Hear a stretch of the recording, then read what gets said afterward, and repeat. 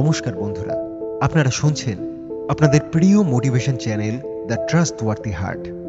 আজ আপনাদেরকে শোনাতে চলেছি স্বামী বিবেকানন্দের একটি অনুপ্রেরণামূলক গল্প, এক মুঠো বালি। স্বামী বিবেকানন্দের এই গল্পটির মাধ্যমে আমরা জানব আমাদের মধ্যেই অসীম শক্তি লুকিয়ে আছে। কলকাতার উত্তরে একটা গলির মধ্যে ছোট্ট একটা ঘরে অরুণ নামে একটা কিশোর থাকত। বাবা সরকারি চাকরিজীবী, মা গৃহিণী। সংসার ছোট হলেও স্বপ্ন ছিল অনেক বড়। কিন্তু এবার মাধ্যমিক পরীক্ষায় তার ফল আশানুরূপ হয়নি। বন্ধুরা সবাই পাশ করেছে, কেউ কেউ স্কুলে নামও তুলেছে, আর সে ফেল করেছে। গণিতে সে ফেল করেছে।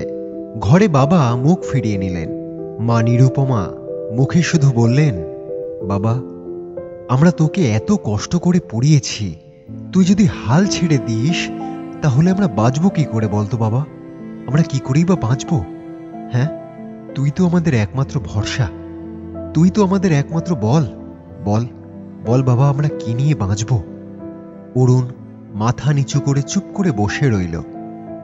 রাত ভোর ওর ঘুম এলো না। সকালে বাইরের দিকে তাকিয়ে তার মনে হলো এই পৃথিবীতে তার কোনো মূল্য নেই, তার আর বেঁচে থেকে কি লাভ। পরদিন ভোরে সে গঙ্গার ধারে চলে এলো। আকাশে সূর্যের প্রথম আলো পড়েছে, হালকা কুয়াশা। সেই দৃশ্যেও তার মন শান্ত হলো না। সে নিজের মধ্যেই বলল, সবাই বলে তুমি পারবে, কিন্তু আমি পারিনি। হ্যাঁ, আমি পারিনি। তাহলে আমি আর কেন বাঁচব? আমার বেঁচে থেকে কোনো লাভ নেই। না, আমি আর বাঁচব না। সে নিজের মনেই এই কথা বলছে। ঠিক তখনই তার পেছনে একটা শান্ত কণ্ঠ ভেসে এলো। ছেলে, এই নদীটা দেখছো? কত শান্ত, অথচ ভেতরে কত শক্তি। অরুণ ঘাড় ঘুরিয়ে তাকিয়ে দেখল একজন সন্ন্যাসী তার সামনে দাঁড়িয়ে আছেন, লাল ও হলুদ পোশাকে, চোখে দীপ্তি, মুখে শান্ত হাসি। তিনি আর কেউ নন, স্বয়ং স্বামী বিবেকানন্দ। অরুণ অবাক হয়ে বললেন, আপনি স্বামী বিবেকানন্দ? স্বামীজি একটু হাসলেন। হ্যাঁ, আমি সেই মানুষ যিনি বিশ্বাস করেন প্রতিটি মানুষের ভিতর অসীম শক্তি লুকিয়ে আছে। অরুণ মাথাটা নিচু করল। অরুণ বলল, আমার ভেতর যে কিছুই নেই স্বামীজি, আমি ফেল করেছি, সবাই আমাকে ব্যর্থ বলে। স্বামীজি গঙ্গা তীরে বসলেন। ধীরে ধীরে কিছু বালি তার হাতের মুঠোয় তুলে নিলেন। স্বামীজি বললেন, এই বালিটা দেখেছ? এখন যদি আমি হাত মুঠো করে রাখি। এই বলে তিনি হাত মুঠো করলেন। বালিটা স্বামীজির হাতের মধ্যেই রইল। স্বামীজি বললেন, কিন্তু যদি আমি ভয় পাই আর হাতের মুঠোটা খুলে দিই, বালির দানা একে একে নিচে গড়িয়ে পড়তে লাগবে, তাই না? এই দেখো। এই বলে স্বামীজি হাতের মুঠো খুলে দিলেন এবং বালির দানাগুলো অল্প অল্প করে মাটিতে ঝরে পড়তে লাগলো। স্বামীজি বললেন, জীবনটা ঠিক এই বালির মতোই। যতক্ষণ না তুমি নিজের উপর বিশ্বাস রাখবে, ততক্ষণ তোমার শক্তি তোমার হাতেই থাকবে। কিন্তু একবার ভয় পেয়ে নিজেকে অযোগ্য ভাবলে, তোমার ক্ষমতা যে চিরজীবনের মতন হারিয়ে যাবে। অরুণ স্তব্ধ হয়ে স্বামীজির সকল কথা শুনছিল। স্বামীজি বললেন, তুমি ফেল করনি, তুমি শিখেছ। ব্যর্থতা মানে শেষ নয়, এটা একটা নতুন করে শুরু। যিনি কখনো ফেল করেননি তিনি কিছুই শেখেননি। পতন না হলে উত্থান হয় না।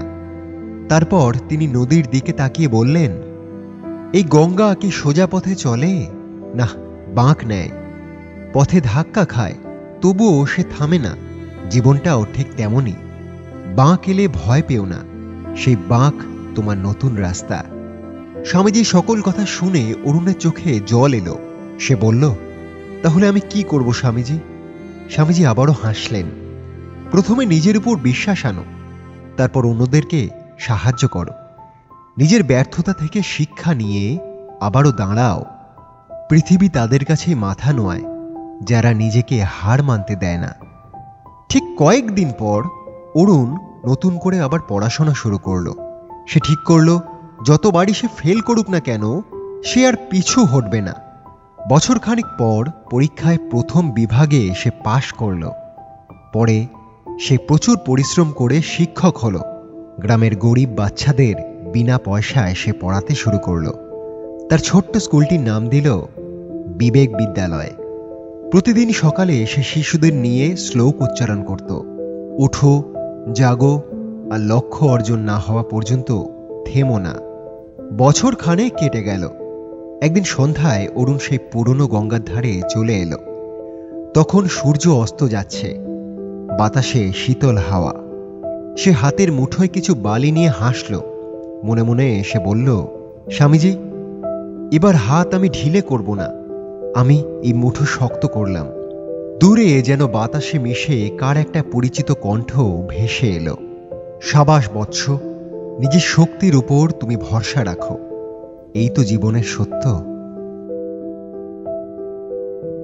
বন্ধুরা, স্বামী বিবেকানন্দের এই গল্প থেকে আমরা আজ যে শিক্ষা পেলাম তা হলো এই যে, নিজের উপর বিশ্বাস রাখো, তুমি দুর্বল নও, তোমার ভেতর অসীম শক্তি লুকিয়ে আছে। এটাই স্বামী বিবেকানন্দ বলেছেন।